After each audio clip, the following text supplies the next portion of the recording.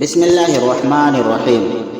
جنادہ بن امیہ نے بیان کیا، کہا مجھ سے عبادہ بن صامت نے بیان کیا کہ نبی کریم صلی اللہ علیہ وسلم نے فرمایا، جو شخص رات کو بیدار ہو کر یہ دعا پڑھے، لا الہ الا اللہ وحدہ لا شریک لہ لہ الملک ولہ الحمد وہو علی کل شیء قدیر، الحمد للہ وسبحان اللہ ولا الہ الا اللہ واللہ اکبر ولا حول ولا قوت الا باللہ۔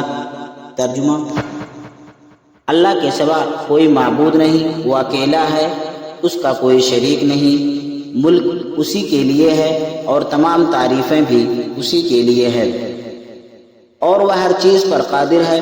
تمام تعریفیں اللہ ہی کے لیے ہیں۔ اللہ کی ذات پاک ہے، اللہ تعالیٰ کے سوا کوئی معبود نہیں اور اللہ سب سے بڑا ہے۔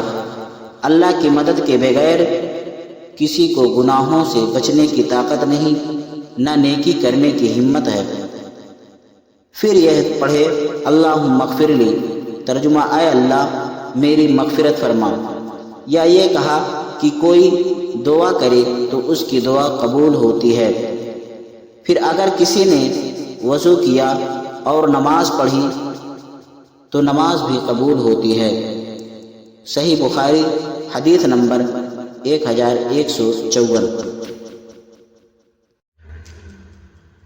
بسم اللہ الرحمن الرحیم۔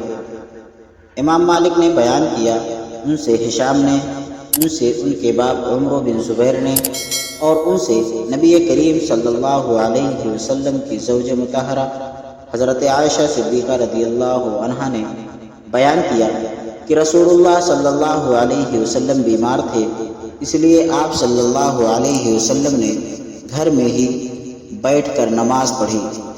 لوگوں نے آپ صلی اللہ علیہ وسلم کے پیچھے کھڑے ہو کر نماز پڑھی، لیکن آپ صلی اللہ علیہ وسلم نے انہیں بیٹھنے کا اشارہ کیا اور نماز کے بعد فرمایا کہ امام اس لیے ہے کہ اس کی پیروی کی جائے، اس لیے جب وہ رکوع کرے تو تم بھی رکوع کرو، اور جب سر اٹھائے تو تم بھی سر اٹھاؤ۔